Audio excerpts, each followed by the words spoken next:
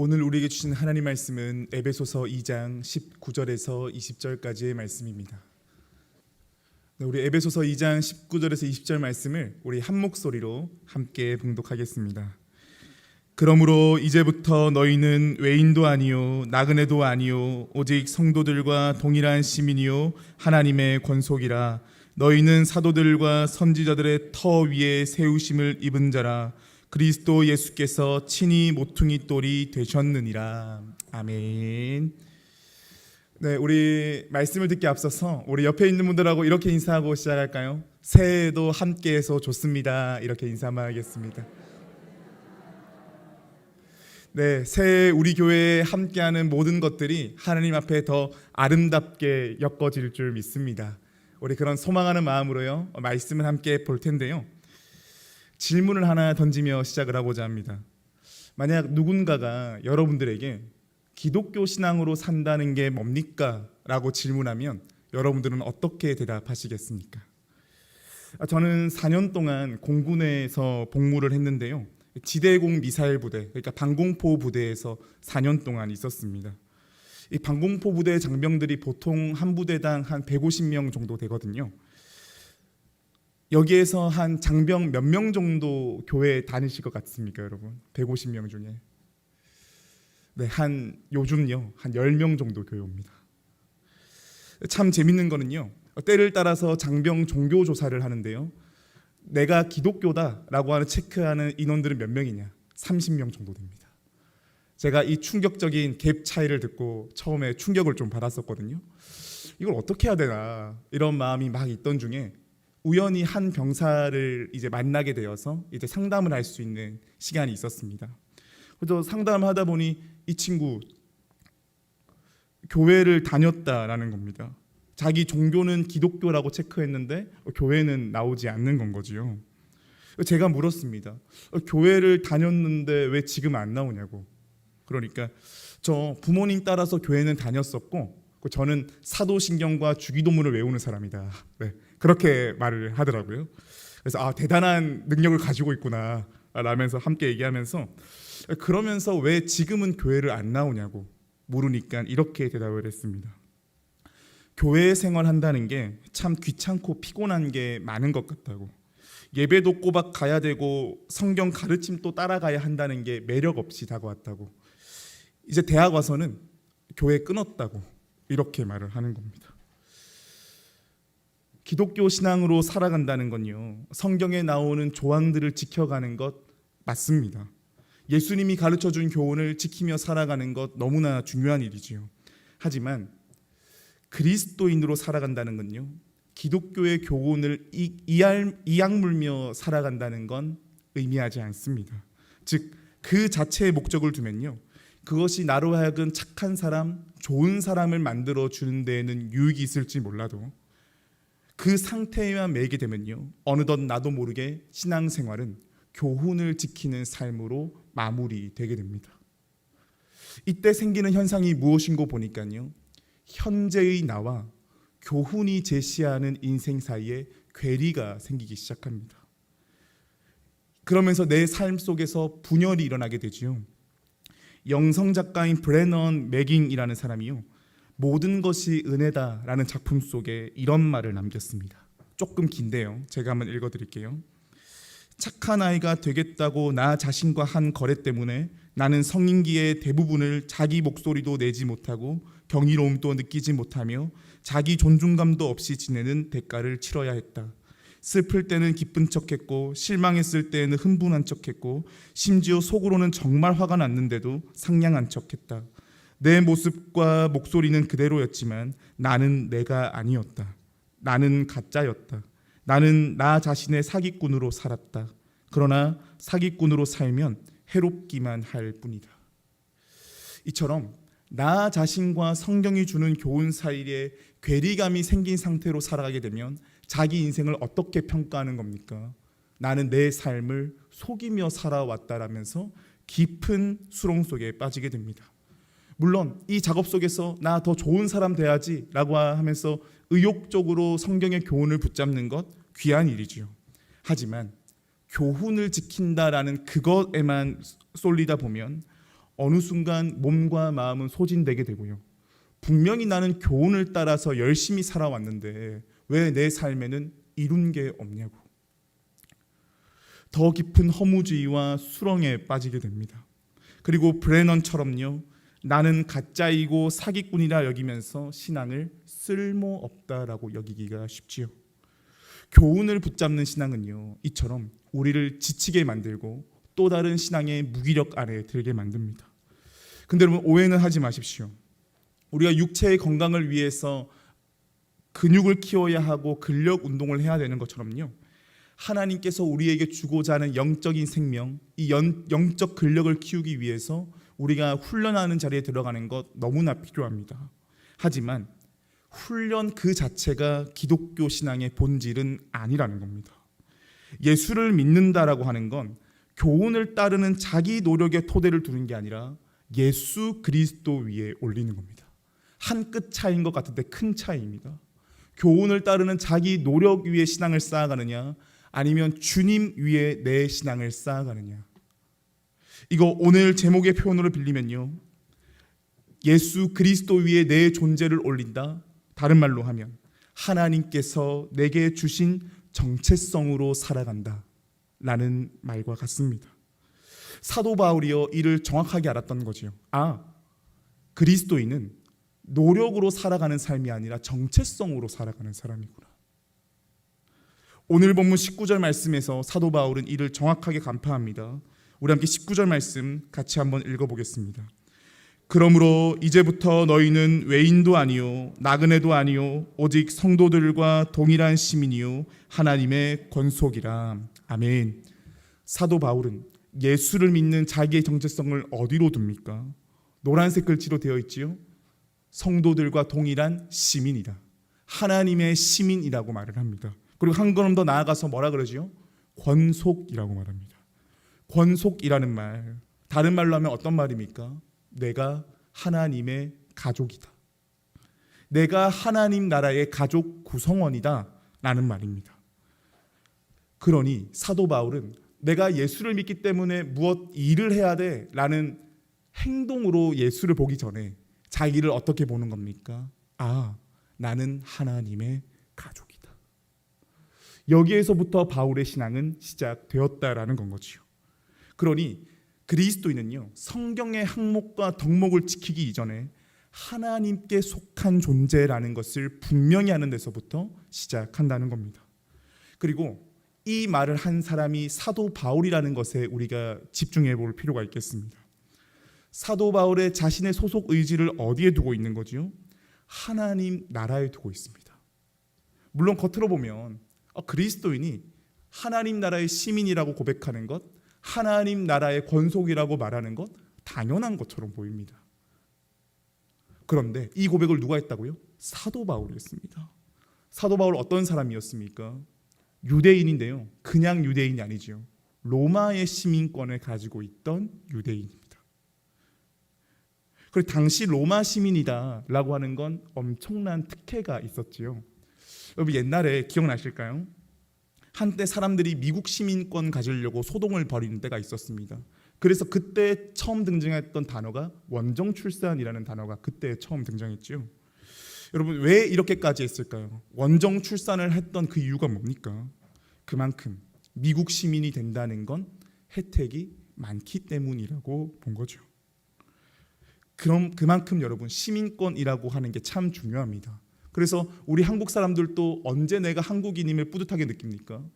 해외 나갈 때 느낀다고 그러지요. 내가 로마의 시민권을 가진다라고 하는 건 무슨 말이냐? 당시 로마가 가지고 있는 정치력, 군사력, 세계를 장악하는 힘, 그 모든 혜택을 누가 가진다는 거예요? 로마의 시민인 사람이 그것을 온전히 가진다는 겁니다.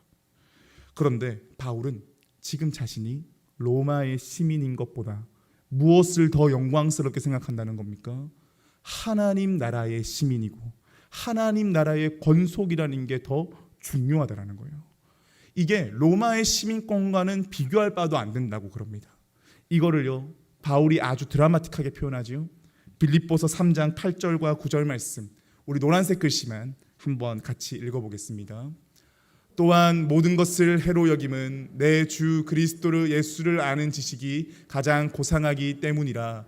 내가 그를 위하여 모든 것을 잃어버리고 배설물로 여김은 그리스도를 얻고 그 안에서 발견되려 함이니. 아멘. 오늘날로 치면 상위 1%에 해당한 이 사도 바울인데, 바울이 하나님의 사랑에 의해서 믿음의 길로 가게 된 것에 더해 뭐라 말합니까? 내가 하나님 안에서 발견되었다. 이게 가장 삶에서 고상한 가치라고 여긴다는 거지요.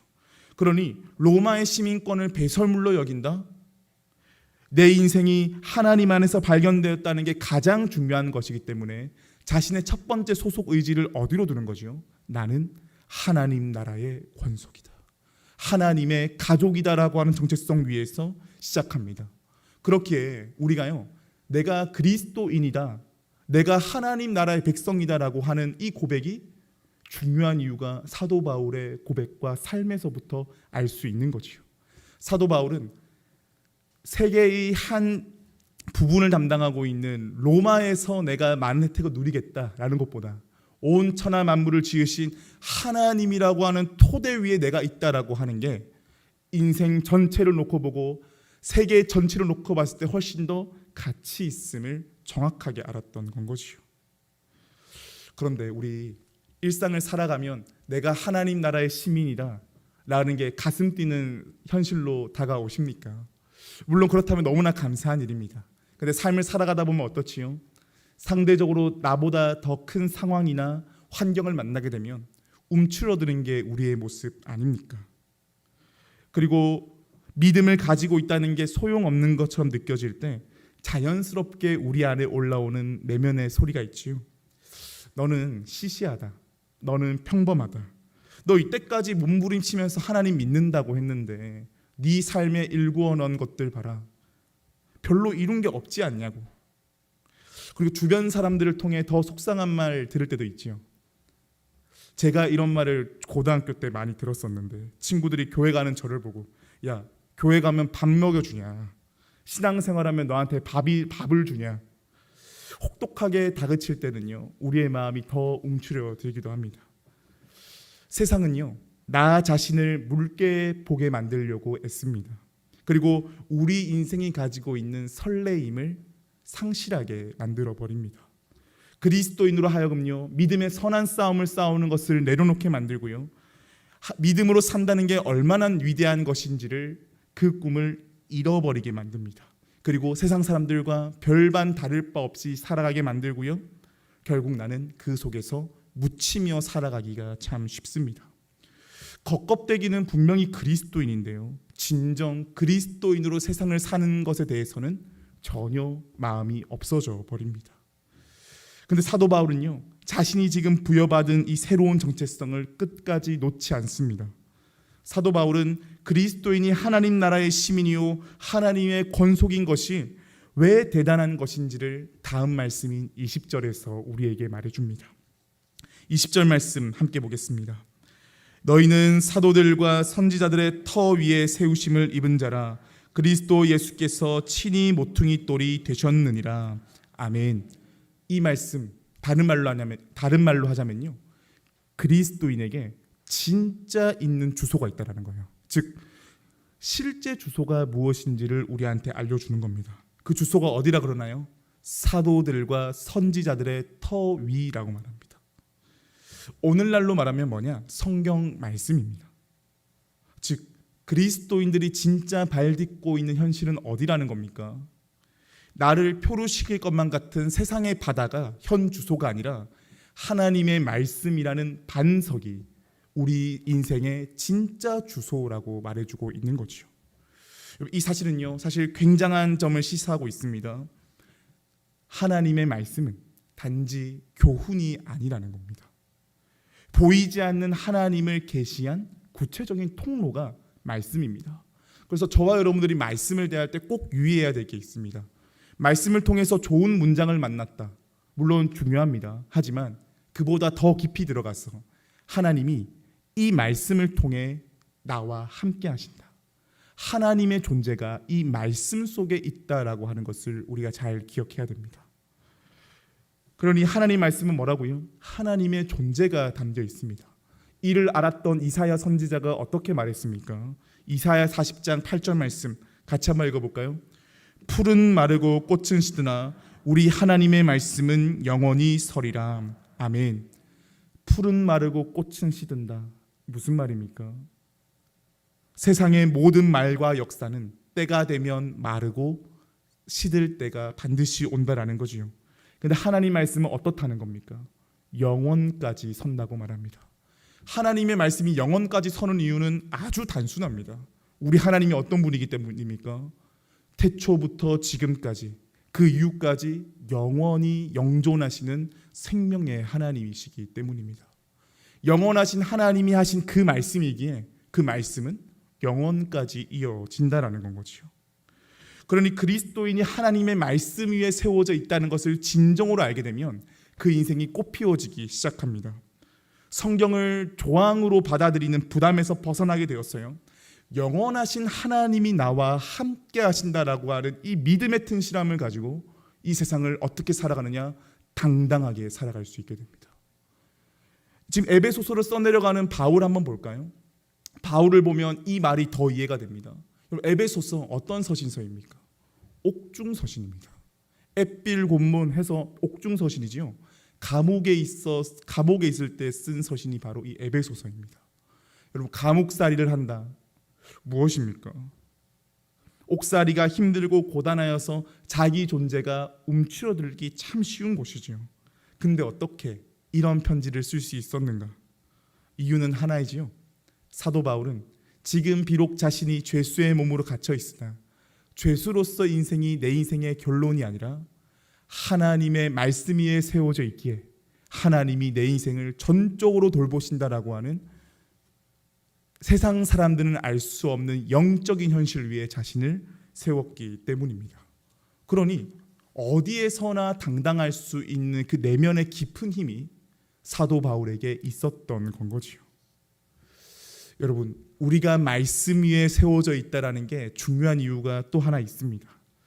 오늘날 교회나 많은 기독교인들이요, 신앙생활 하는 걸 보면요, 신앙을 세워가고 교회를 세워가는 원리가 사도들과 선지자들의 터인 말씀 위가 아니라 사람이 만든 교훈과 가치, 감정과 이념, 사람이 만든 확신 위에 세우는 경우가 더러 있습니다. 이거 대단히 조심해야 한다라는 거죠. 이렇게 신앙생활하게 되고 교회 생활하게 되면 어떻게 되느냐? 자아도취적인 신앙생활하게 됩니다. 자아도취적인 생활이요. 그리고는요, 자신이 생각하는 만큼 신앙의 능력이 나오지 않으면 쉽게 절망합니다. 하나님께서는요, 말씀의 터 위에 우리를 세우셨다라고 했을 때 여기에서 어떤 작업이 들어가느냐? 왜곡된 우리의 자아에게 참 자유와 생명을 주기 위해 오셨다라는 겁니다. 이런 삶을 살아갔던 증거가 있죠. 우리 신년 특별 새벽 기도의 마지막 날이었던 어제인 토요일에 디모데전서 1장 12절에서 17절 말씀 나누면서 한 인생이 하나님의 말씀 위에 세워지게 될 때에 그 삶이 튼실해진다라는 걸 보게 됩니다. 사도 바울이 자기의 인생을 말씀의 터 위에 올려놓지 않았을 때에는요, 사도 바울 어땠지요? 나는 바리새인 중에 바리새인이라며 나는 누구보다도 정당하고 옳은 사람이라고 말했던 사람입니다. 그런데 말씀이신 예수님을 만나게 되고 진정으로 자기의 삶을 말씀 위에 올려놓게 되니까 자기의 삶에 대한 해석이 완전히 달라집니다. 어떻게 되는지 다시 한번 볼까요? 우리 12절, 우리 디모데전서 1장 12절 13절 말씀 함께 읽겠습니다. 내가 전에는 비방자요 박해자요 폭행자였으나 도리어 긍휼을 입은 것은 내가 믿지 아니할 때에 알지 못하고 행하였음이라. 아멘. 제가 말씀을 좀 잘못 줬던 것 같습니다. 13절 말씀이었는데요. 보니까 사도 바울이 하나님의 말씀 위에 자기의 삶 세우니까 자기 삶을 어떻게 이제 바라봅니까? 이전의 내 과거는 옳았던 인생이 아니라 비방자였고 박해자였고 폭행자였다. 자기 의로 공고해졌던 사람이 어떻게 자기의 삶을 정반대로 해석할 수 있는 힘이 생기느냐? 이유는 하나입니다.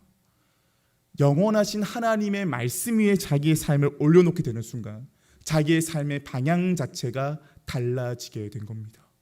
이전에 자기가 옳았다라고 여겼던 것은 틀렸던 것이 되었고요.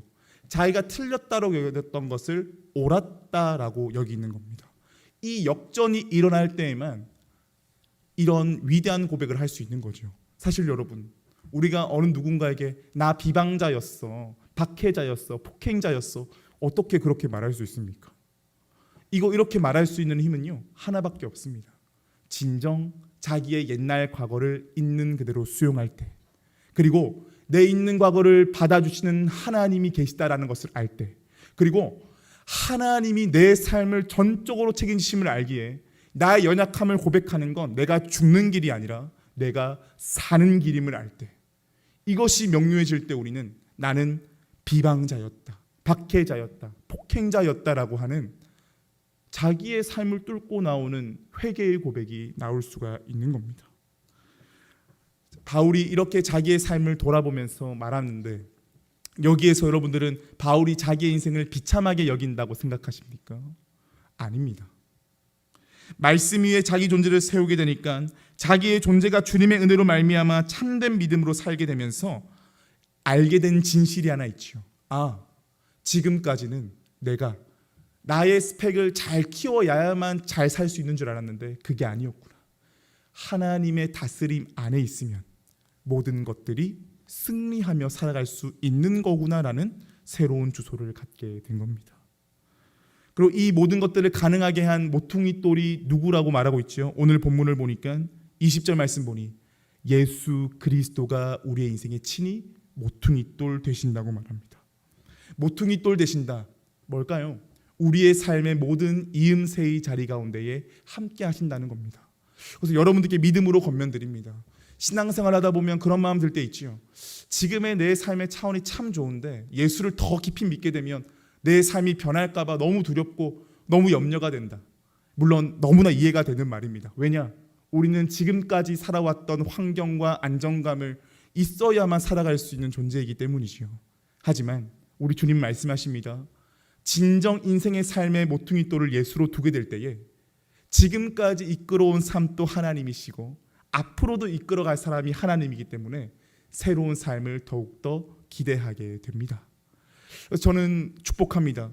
우리의 삶의 모퉁이 돌이 나의 확신과 이념과 경험이 아니라 예수 그리스도가 될 수 있기를 축복합니다. 그 길을 먼저 걸어간 자가 누구였지요? 바울이었습니다.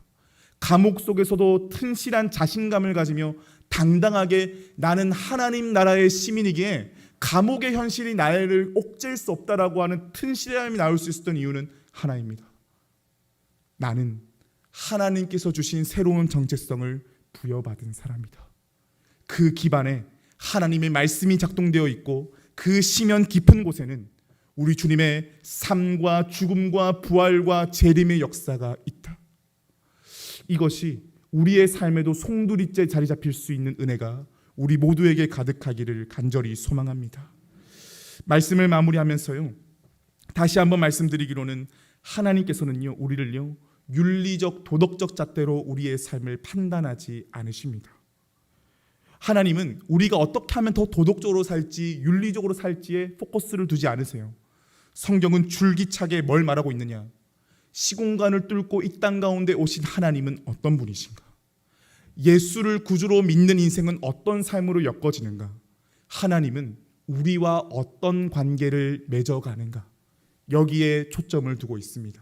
한마디로 말해볼까요? 하나님은 우리에게 어떤 관심이 있느냐? 우리의 정체성을 정립하는 데에 관심이 있으십니다. 왜냐? 정체성이 새로워질 때만이 일을 새롭게 할 수 있기 때문입니다. 무엇을 하느냐는 내가 누구이고 하나님이 누구인지를 아는 데서부터 시작한다는 걸 하나님이 너무나 잘 아시기 때문입니다.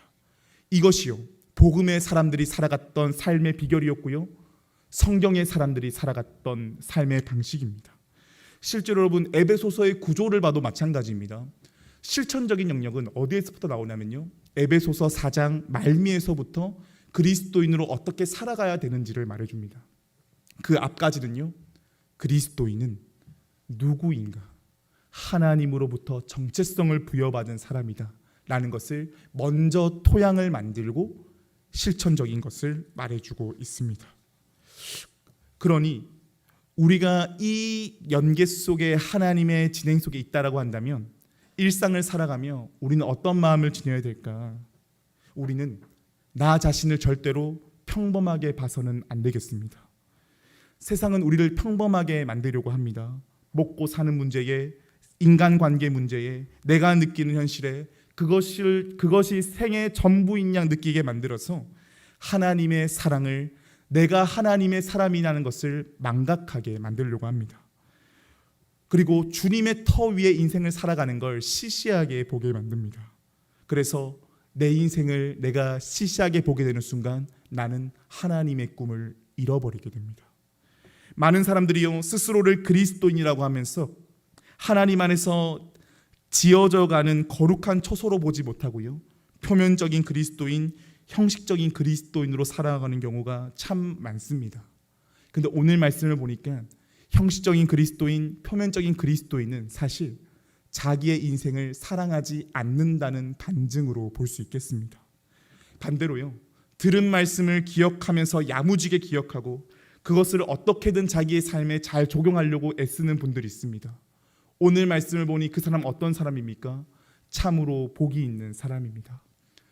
오늘은 그렇게 야무진 복음의 사람으로 살아가는 그 첫 발걸음에 무엇이 필요한가 보니 나는 정체성을 부여받았다. 여기에서부터 시작돼야 한다고 말합니다. 여러분, 이제 2023년이 8일 정도 지났지요. 사실 우리 말하지 않지만 잘 알고 있는 사실 하나 있지 않습니까? 새해가 된다고 해서 새 사람이 되는 건 아닌 거 말이죠. 새 사람은요, 오늘 말씀을 보니 분명합니다. 새로운 정체성을 지녀야만 새 사람이 될 수 있습니다. 올 한 해 여러 일들과 상황 속에서 내 마음이 낙심되고 근심에 눌려 나를 평범하게 만들려는 요소를 마주하게 될 때요, 오늘 말씀을 기억할 수 있으면 좋겠습니다. 설교 서두에 말했던 뷰 레넌과 같이 현재의 나와 성경이 제시하는 인생과의 괴리가 너무나 커서 신앙이 시들시들해진 우리라고 한다면 오늘 말씀을 기억할 수 있으면 좋겠습니다. 나는 하나님 나라의 시민이요 하나님의 가족이다. 우리 주님께서 이 말씀 위에 나를 세워주셨고 우리 주님이 모퉁이 돌 되시기 때문에 나는 하나님 나라의 시민으로서 이 땅을 승리하며 살아간다. 라는 이 새로운 믿음의 내용이 우리의 내용 될 수 있기를 축복합니다. 그래서 2023년이요, 진짜 우리의 인생 가운데 새해가 되어서 우리의 모든 일상을 하나님이 주시는 용기와 희망과 자신감으로 하나님 나라의 권속으로서의 정체성으로 살아갈 수 있는 우리 사랑하는 모든 보광중앙교회 성도님들 될 수 있기를 주님의 이름으로 축복합니다.